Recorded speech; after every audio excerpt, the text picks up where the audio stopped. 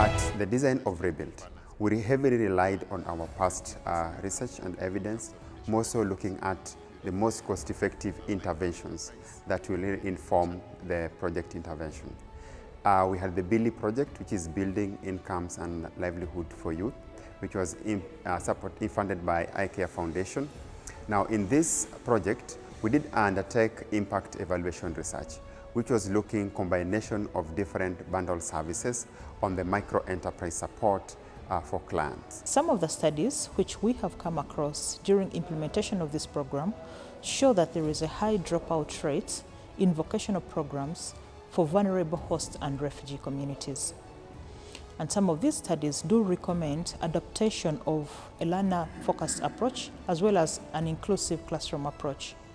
We have found out that adopting these two approaches has helped us reduce the dropout rate of clients in vocational programs. I think we've had lots of lessons around the use and the practicability of evidence from both literature review, what's documented from studies that have been done by the IRC and other organizations and academics across the globe, spanning from the essence of business mentorship, the cultural, religious and structural restrictions around how refugees interact with host communities, the potential pathways for social integration for refugees and for vulnerable host communities.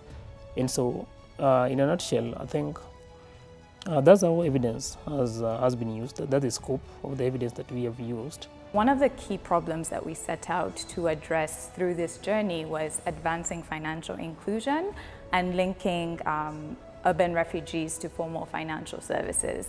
And through that journey, one of the key concepts we're trying to emphasize is what can we leverage from the research that has been done so far. And another unique aspect of this is where we're exploring an innovation that is a results-based facility. And here we're leveraging how this has been applied in, for example, the agriculture sector, where they have used pay-for-results prize competitions to influence and incentivize actors who have resultantly overcome challenges with agricultural market barriers. So barriers that have, in turn prohibited smallholder farmers from accessing finance.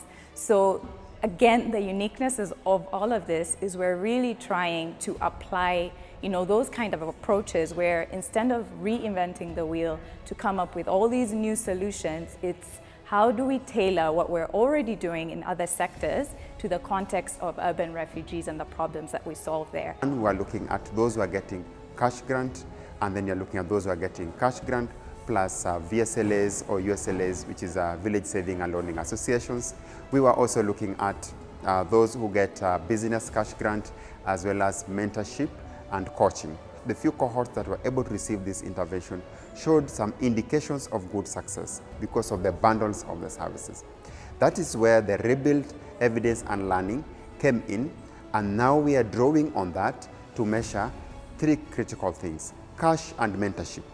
On the mentorship bit, we are trying to look at the cost-effective way of social cohesion by matching refugees and host community members, as refugees being the clients and we also have the host being the mentors. How do these promote integration?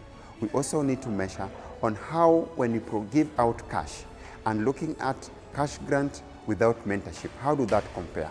We also have a control group that we also want to see how do the natural setting over time as we continue implementing the intervention treatment for this category of clients within the period of 1 year will translate into demonstrating cost effectiveness of high impact in regard to research implementation and regard also to the social cohesion bit of the arm.